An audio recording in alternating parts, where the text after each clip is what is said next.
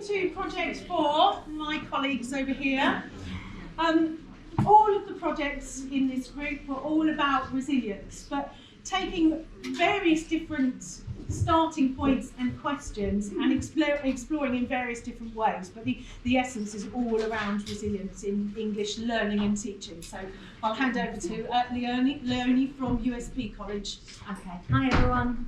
My name's Leonie from USP College. We've got Charlotte from Sheffield, we've got Debbie and Marie from Morley College, and we've got Suzanne from Buckinghamshire College Group. Okay, so we were doing a project on developing resilience, and we all took sort of slightly different approaches. So we are going to each talk about these things. So each college will introduce their project, including who we are, what we did, why we did it, example activities, how we did it, a bit of an evaluation on progress and student impact, and what our next steps are for each of our projects. At the end of the presentation, you'll have an opportunity to ask us questions, take a closer look at our selection of activities and resources. But firstly, we have a question for you. Can you think of a time when you struggled to help a learner to change their mindset? So we've all had those. There's different opportunities. So examples could be where a learner continued to be disengaged from a task, or they continued to believe they could not achieve, continued to demonstrate a lack of effort even though we were capable of achieving a lot more. So we welcome you to add your examples to our Padlet. We'll be having a look at your examples a bit later in our presentation. So please do take a little photo of our slide now if you want to add something to the Padlet, because we're going to carry on with the presentation in terms of keeping to timings today. Just let you take a photo. Okay. Thank you. So yeah, please, any examples welcome. Hopefully we'll be coming up with some solutions for you over our presentation. Okay. Right, we're going to move on. Okay, so first of all, we have both the Sheffield College and Buckinghamshire College Group that they're going to present together because their projects were mostly similar. So we're going to have Charlotte and Suzanne. So I'm going to pass it. Thank you. Hello everybody. Okay, so I'm from the Sheffield College in Sheffield, big surprise there. So we're a huge inner city college, 5,000 plus full-time students, and we have a huge amount of students from very deprived backgrounds who feel very disaffected and disengaged with the education system, and as I've heard kind of mirrored from a few people today, feel forced into resitting their GCSE English language exam. So we developed a scheme of work which would sit alongside our English language scheme of work and complement it, which deals explicitly with their mindset. That scheme of work follows a sequence of resources that respond to the challenges that we face every day in our classroom. It's delivered by a large team of GCSE staff. We've had really great buy-in. I think there's been about 13 English staff members involved.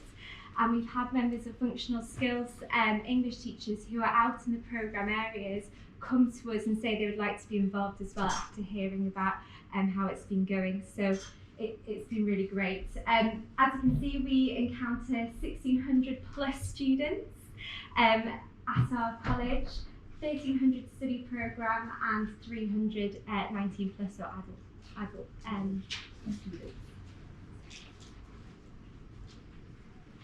Hello, I'm from Bucks College Group, and as Charlotte said, we did a similar kind of activity, really.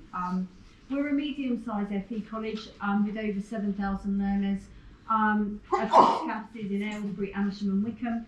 And we've got sort of teaching staff that are really passionate about improving learners' skills, and particularly those learners, we have about 800 on GCSE English that sometimes struggle to see the point when they failed before, how is this time going to be different to last time?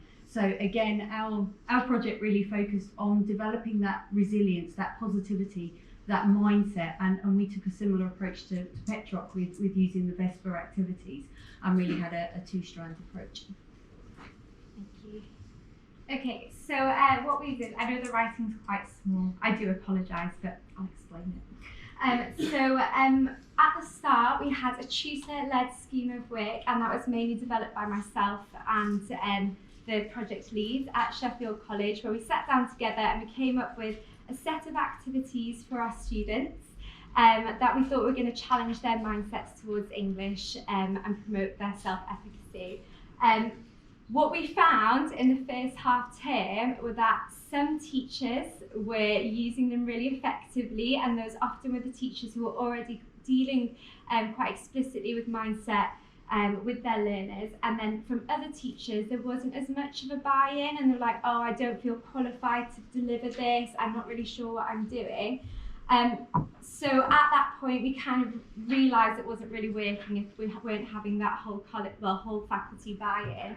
So we sat down with all our English teachers and we discussed with them, so what challenges are you seeing in your classroom to do with mindset? We mind mapped it on the board, and then each teacher took ownership over a specific challenge and designed a resource to respond to it. We then shared those resources on a Google Drive, and whenever an issue arose in our classroom, we had a resource straight away to pull to counteract some of those negative mindsets. Initially, the plan was to deliver them with it before the break. We have a 3-hour session, which is split into 2 hours with a break in between. And one of the challenges that we had as a college was that learners were attending the first half and then they'd go off and break and never ever return. I'm sure you would appreciate that. So we thought by doing these activities before the break, it would encourage our learners to come back and be resilient to what they've learned in the first half of the lesson. And what we did find is it did increase attendance after the break. So even the fact that the students came back to see us was marvellous, as opposed to maybe where they weren't doing that before. Some teachers found that didn't work and wanted to do it as a start, as an engagement factor, and they took ownership over that. And kind of adapted it to suit their learners' needs, which was great because then it became really bespoke and specific to their learners. So yeah, that's what we did. Ours really focused on a two-strand approach really. Our first strand was around the use of heat maps, and the idea behind the heat maps was it was linked to the GCSE syllabus, which would identify what they're good at and what they're not so good at, so that the learners could clearly see that these are the things that you're going to be working on within lessons. So you're not doing what you did before or learning the same thing over and over again. You're just filling your gaps and you're really identifying what you need to do to then progress. The idea behind the heat maps as well was to move our teaching from being maybe whole class teaching through to more differentiated experiential teaching, and that kind of journey that the teachers will be on. The second strand was around the Vesper activities really in improving that resilience and engagement of learners, and doing it alongside the GCSE. We kind of felt that doing a separate Vesper activity session wasn't the right thing to do, and we tried to blend it within. What we did to begin with was have a scheme of work where the Vesper activities were embedded into the scheme of work, but we did move away from that and had a separate scheme of work because we found that teachers were dropping the Vesper because they weren't quite sure of it. So actually putting it into a separate scheme of work was the way to go. That was kind of my key for the project. That was what I wanted to implement. That's what I wanted to do. I got slightly distracted a little bit around a whole organisation approach, and we did focus on that a bit more. But actually, I will come on to that later, it was incredibly valuable in the fact that actually we needed that whole organisational approach to then embed this going forward and into the future. Okay, and probably similar to Suzanne's context, the reasons why we did this were, as I'm sure you're aware, the learners who come and see us are the learners who have failed, and when they walk through our doors, they feel like a failure. And really at the centre of it is that if you aren't open to learning something, you're not going to learn it. And that comes before the content And we had those discussions with staff where they're like, oh, we've got so much to get through for this exam. How can I dedicate 10 minutes of every lesson to just looking at their mindset? But if they don't have the mindset to learn, it doesn't matter how much content you drill them with, it's not going to go in. So that's really the why behind it. Obviously, there were all those external factors, like there was a condition of funding, which meant they had to be there. Like I said before, they were forced, but that was really at the centre of it.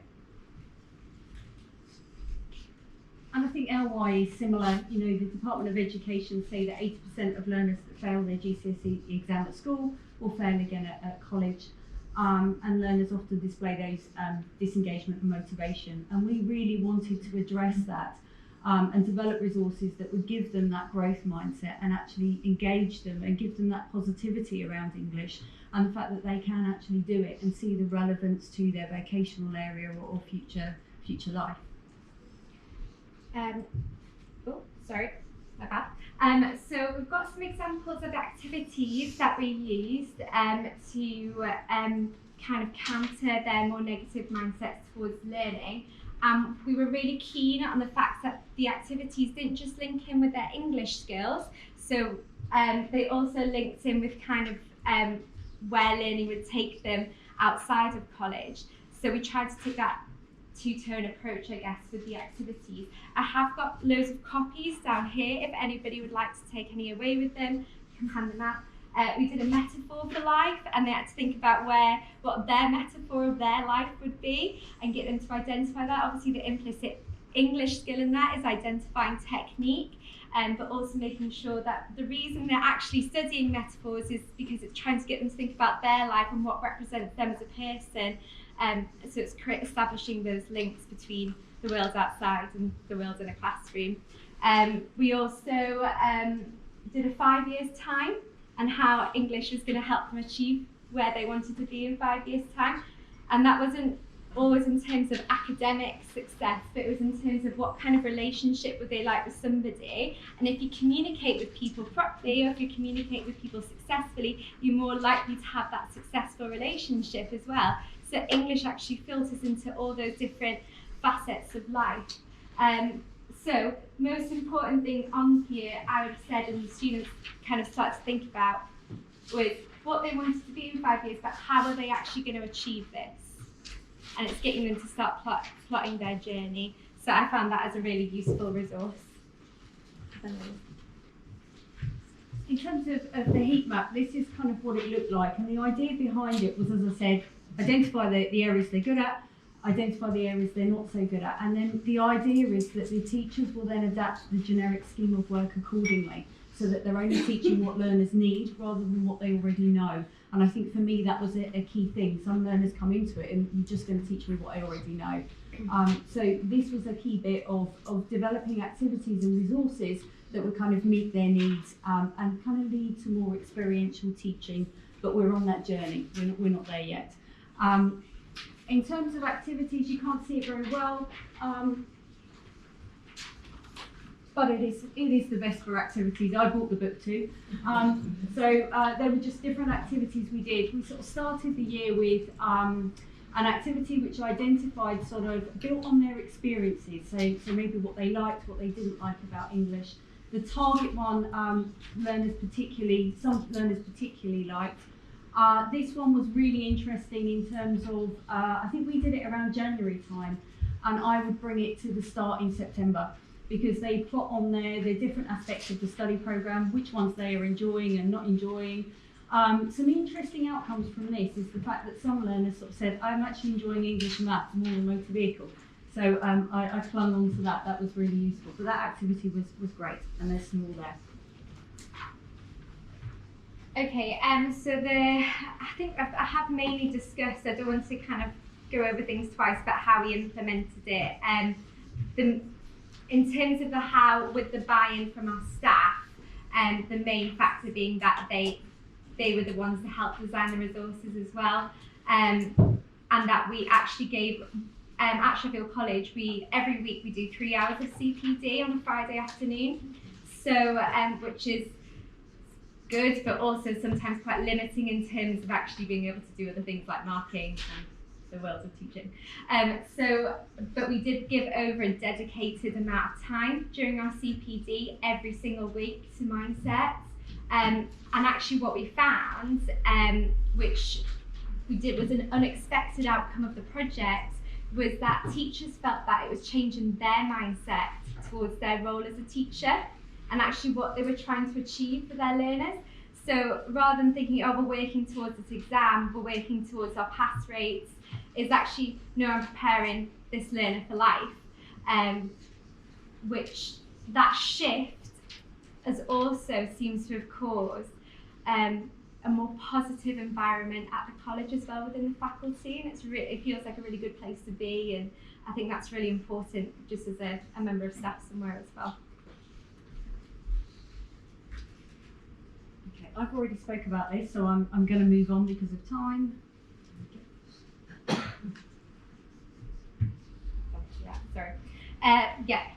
The evaluation, so the impact, starting to look at the impact it's had.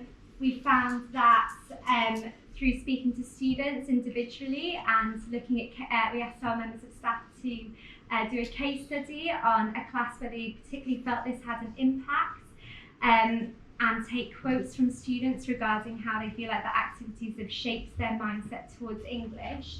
And overwhelmingly, it seemed very positive. There were, of course, I think with anything, learners who didn't even engage with the mindset activities themselves. So there's still some work to do on maybe intervention around that and taking learners out and kind of dealing with that on a more one-to-one level. But what we did find is it seemed to be increasing the learner's self-esteem. As I talked about before, it increased attendance after the break, which means learners were more open to their learning, and they were starting to visualise their future lives and how English was going to be a part of that.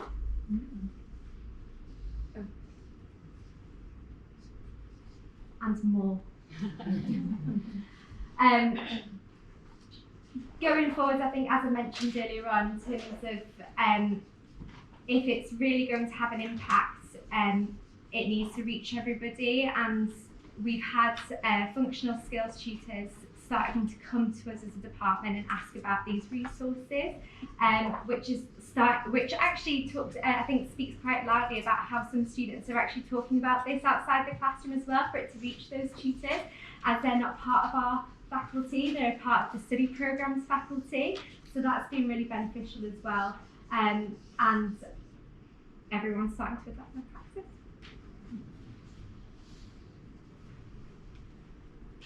For me, the project had two distinct strands, but as I said, we moved, we kind of added another bit in, which you probably shouldn't do in a project, but we did, which was, we realised that to change a culture, and if you're moving learners from being unmotivated to motivated, you are developing a culture, that needs consistency and a whole organisation approach.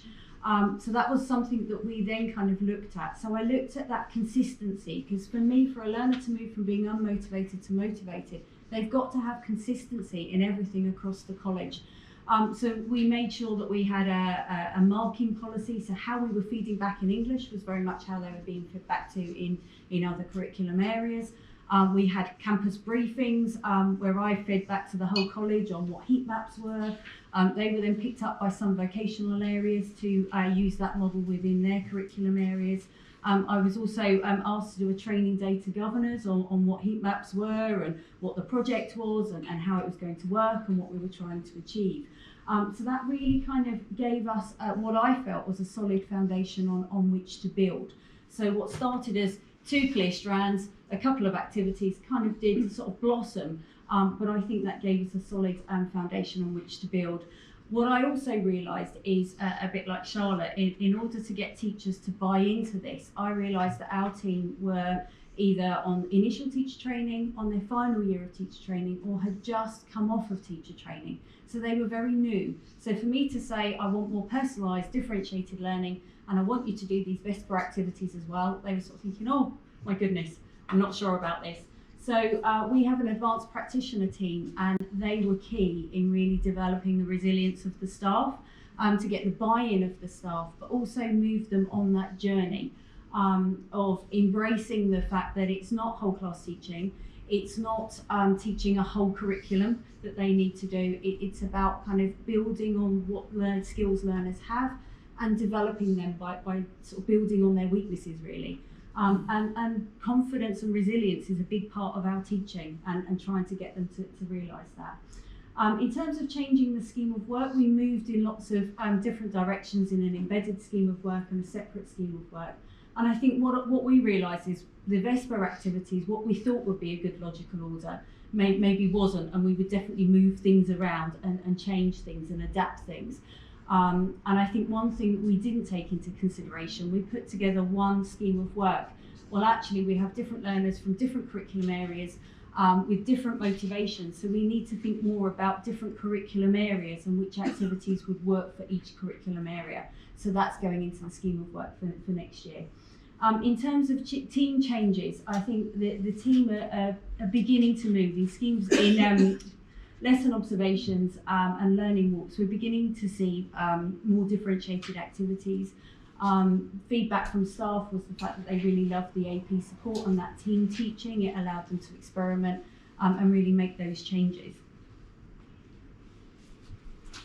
In terms of learners, 96% of learners completed the initial resilience activity and 85% revisited it, which we were really pleased with.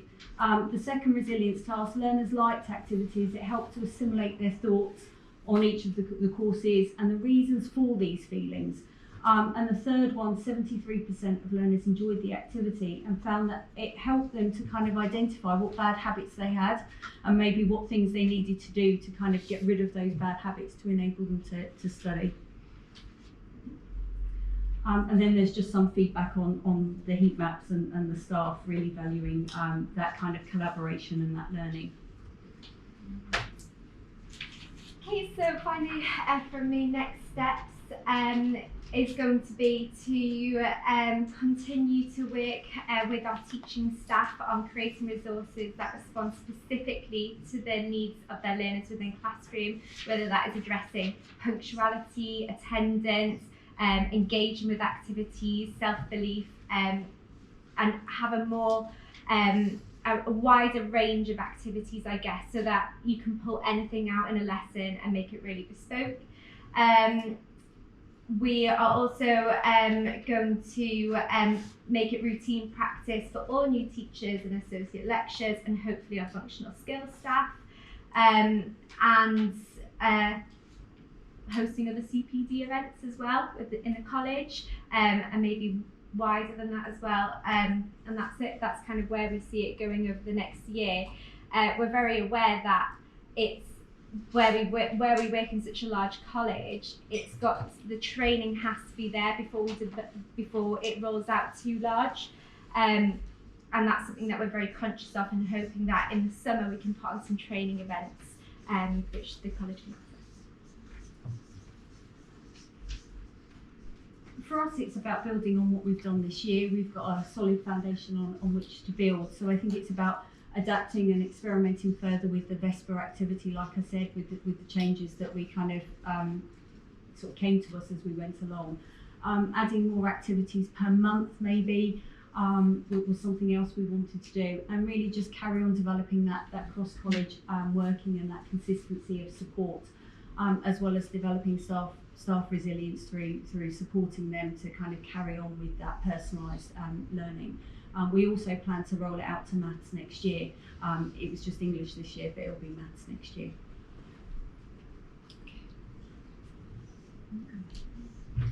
Right, so we are from Morley College London, and the project focused on our adult cohort of functional skills learners. We have recently merged with another college which has a 16 to 18 cohort, but we focused our work on our 19 plus cohort.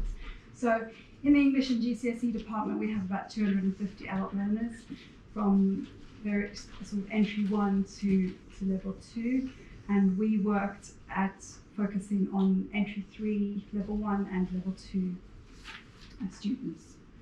So what did we do?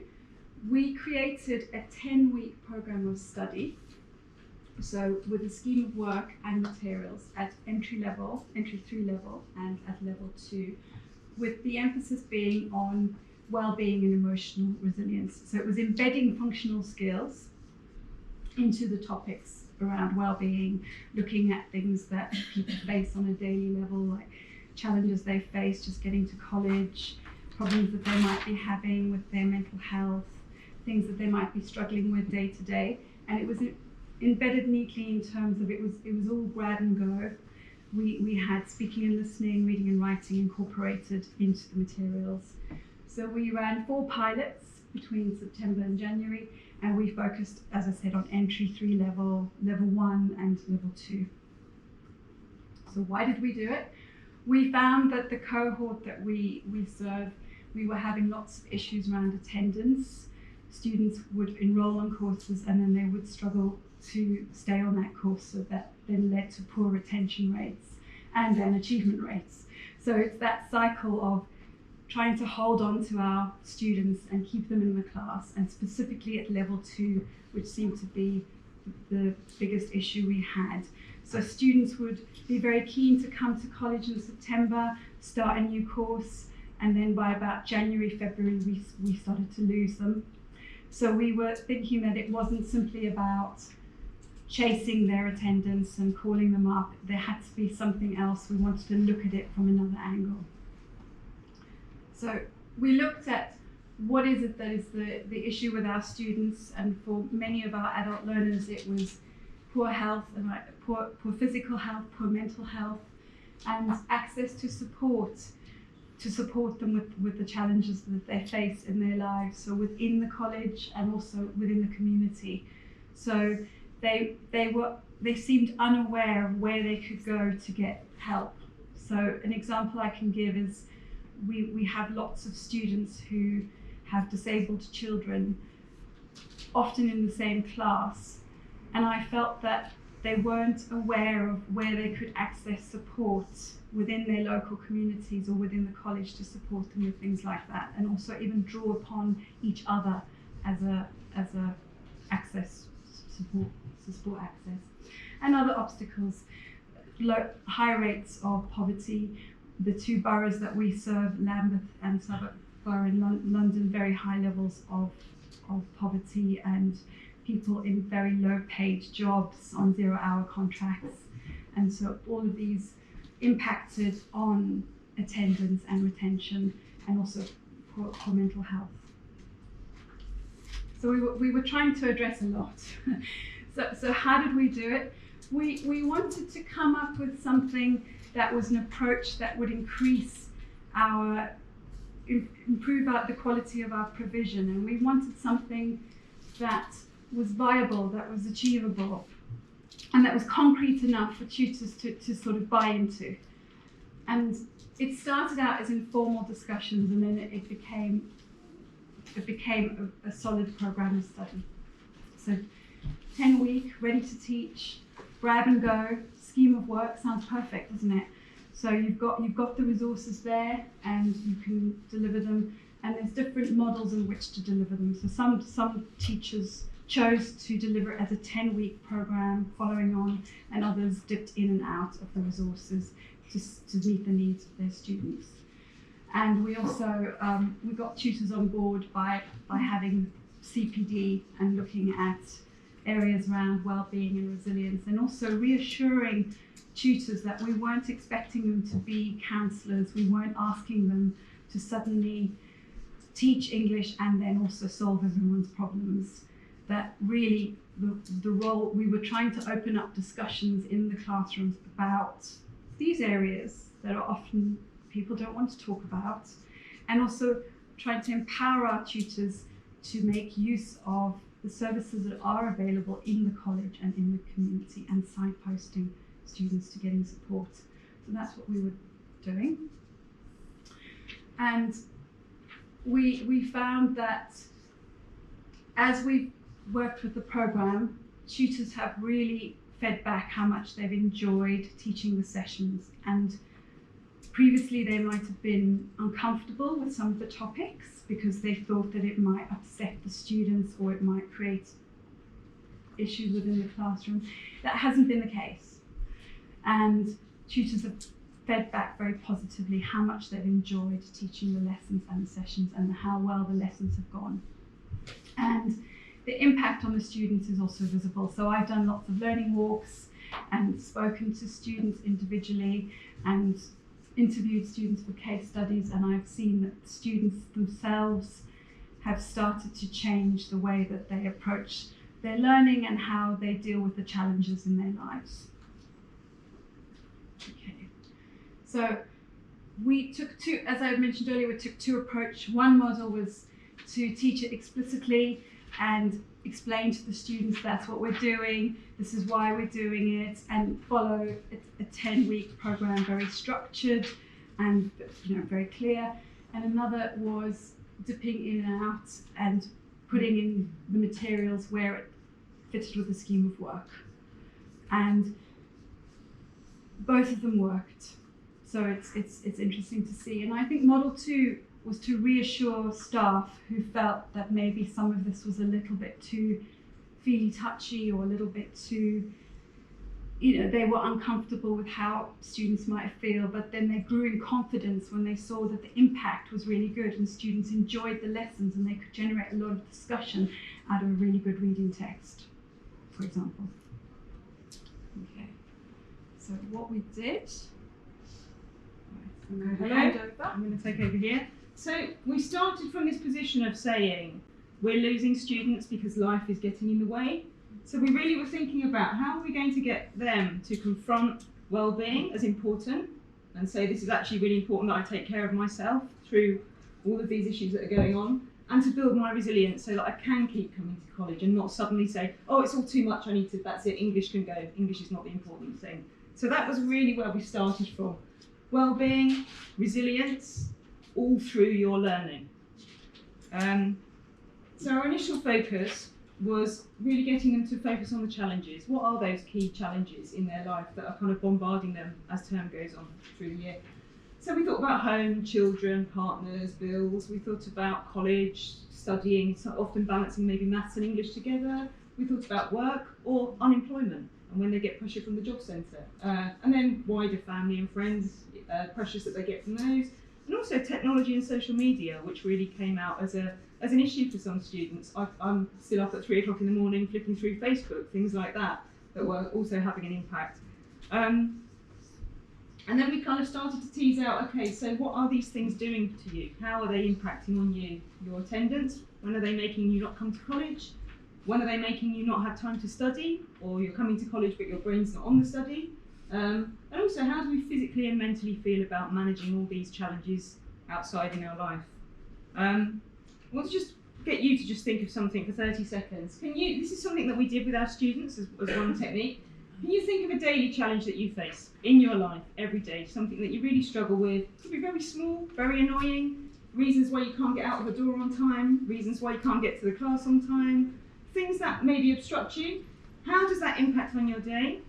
And is it within your control? I'll just give you 30 seconds. Just scribble something down for me or think something in your head. Choose one quickly. There's one there, and I know that I have to do it, and I'm doing it. It's sort of like in my whole day.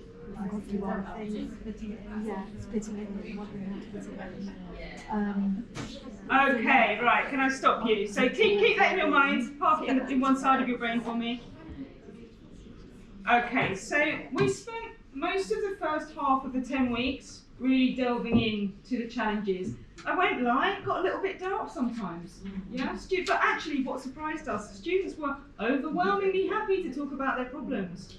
They were really happy, and the more that they recognised in other students, yeah, I'm having that panic attack, or I'm struggling to pay my bills, or I've got 4 kids and I don't know what to cook them for dinner and they're driving me mad.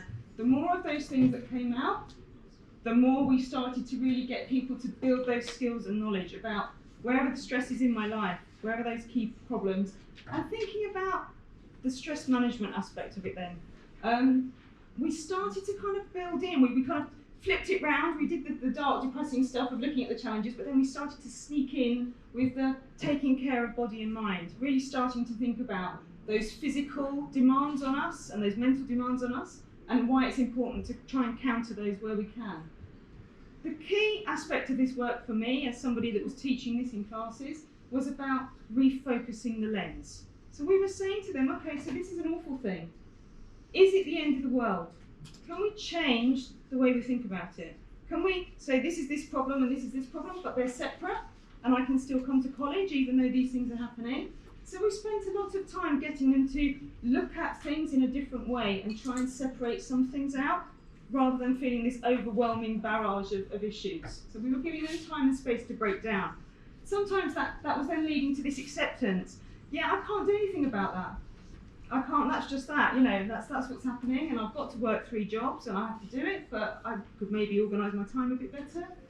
We got them to think about the positives in negative situations. So really like, okay, so while this is going on, what's good coming out of this? Can we flip this round? And sometimes there would be a lot of peer involvement in that as well. And eventually we started to see there was positive comments building up towards resilience and perseverance. And there was this peer support, this peer encouragement that was coming out of those activities. And all the way through, we were reinforcing the work through positive learning environments where students could talk about these big challenges and these small challenges, where they felt supported. There was lots of talk about, you only talk about what you feel comfortable about, but students were, it was like an open door and they were really happy to share. And also always focusing on the end goal. Why are we here? Why are we battling through these challenges? So we used a variety of resources. We found lots of texts on life challenges. We wrote lots of texts on life challenges. We fashioned some case studies based on lots of different situations of students that we know and problems that they have. We got students to comment on those and give advice. We found lots of articles on stress and health and managing your well-being through those. We took lots of those groovy quotes that you get on social media, like "you are not a tree, if you don't like the situation, leave," yeah, things like that. All those kind of kitten quotes that you get on Facebook and whatever, we used lots of those, and kind of like Charlotte's metaphor for life, we were kind of getting them to spot their quote for life, the thing that summed up their ethos to learning in the long distance. And we also looked at the Edinburgh Warwick Wellbeing Scale and NHS Mid-Zone. Yep.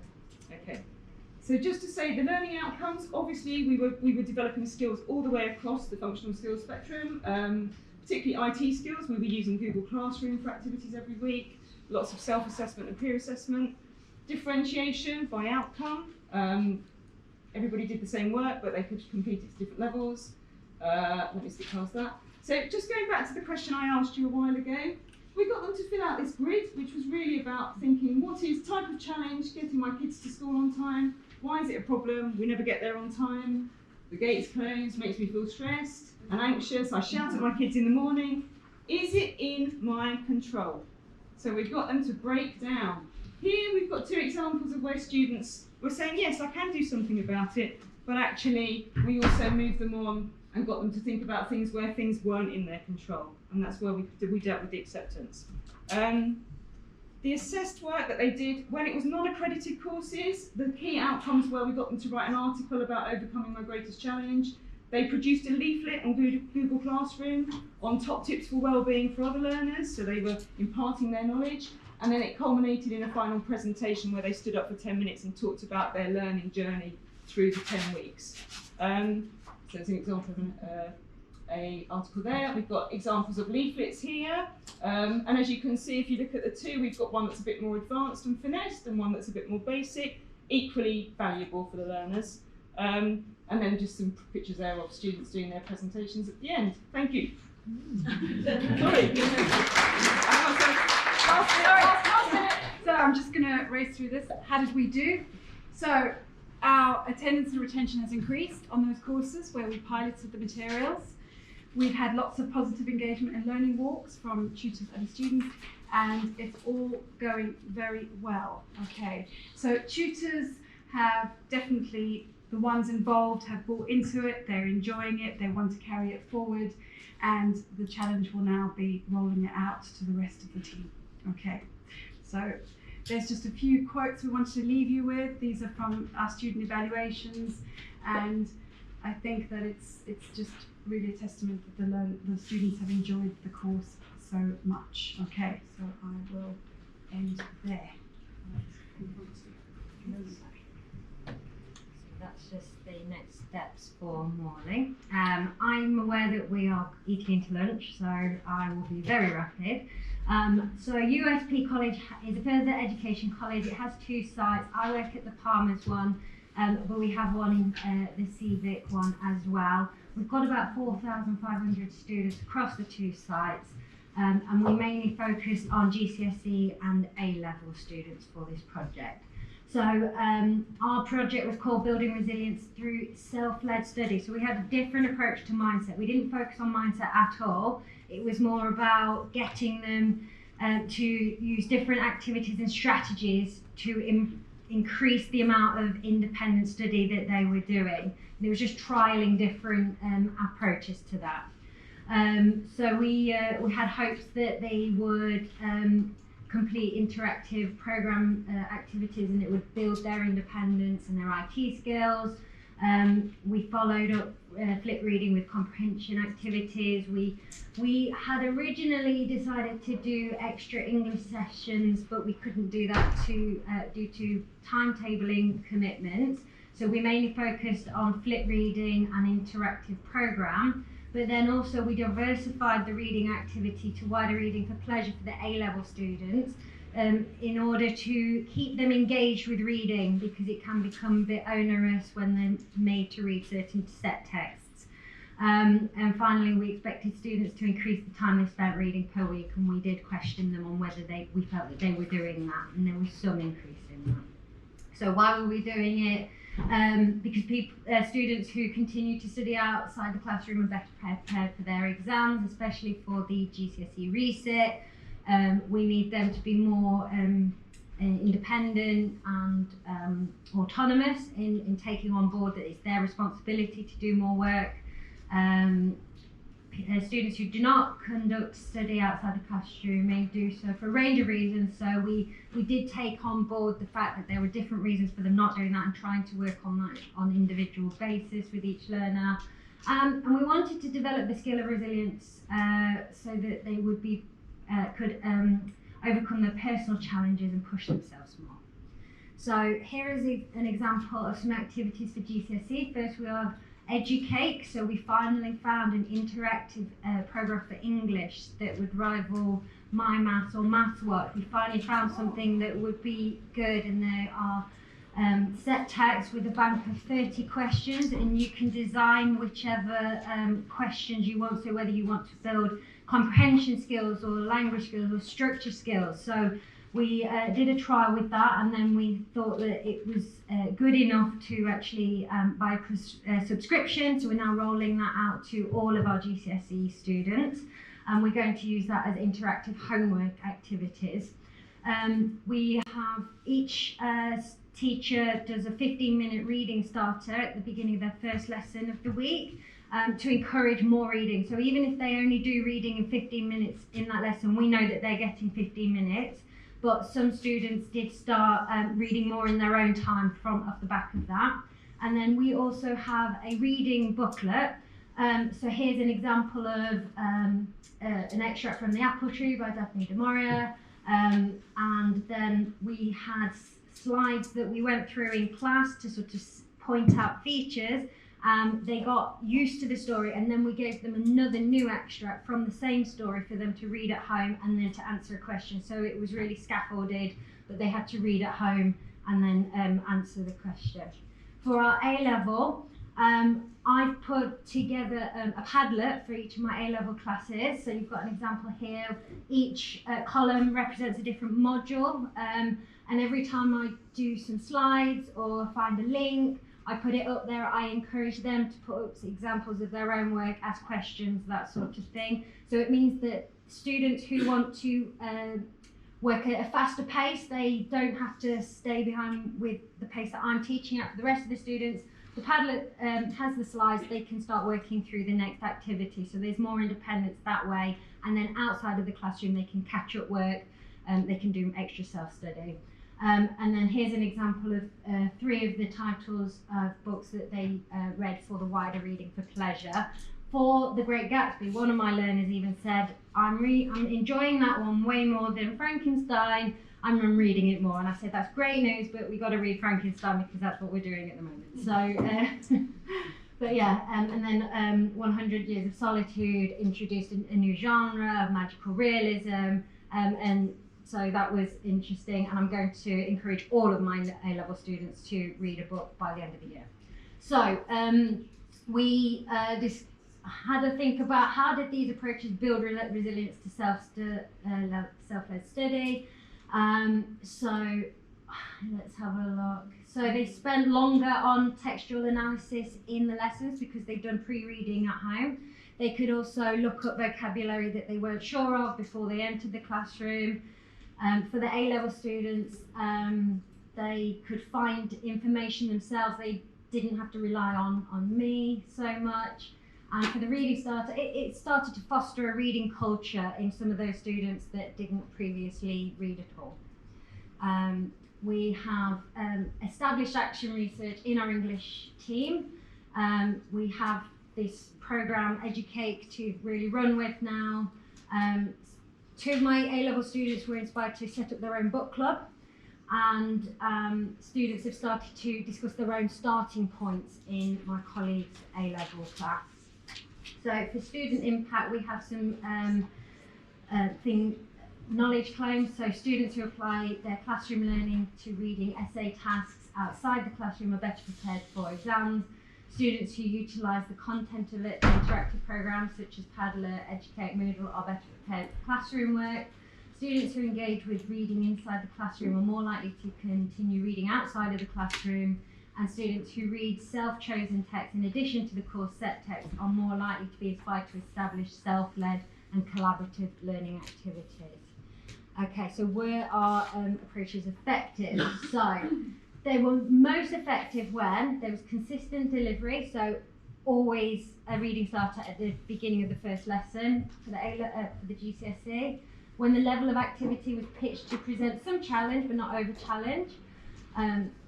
Activity completion helped to build student confidence through either success or constructive feedback, and the activity was self-chosen. They were less effective when there were larger classes with more behaviour management demands, and fewer students were focused. If there was a smaller group and more students were focused, it bred more focus in the other students. And when students were less organised or motivated, so not bringing their notes to classroom, not bringing their book so that they could put their notes straight into the book, that sort of thing. Okay, so we had a bit of learner feedback. This was from the reading starter. So one of my students said, that reading starter went really quickly. I said, great, write that down. I'm going to collect that as some evidence. And then the teacher feedback, just great to have an opportunity to try different things. Meeting peers from other colleges, I know someone else has said that today. You notice measuring subtle progress, so just being more aware of noticing that progress. And also we have a shared experiment, so some of them are using the OTLA project for their shared experiment as well, so there's more time for them to work on that. Okay, so we are going to expand the Educate trial. We're going to encourage all the A-level students to read for pleasure. We're going to continue the reading starter and keep doing the questionnaires to see if more and more reading is being done outside of the classroom.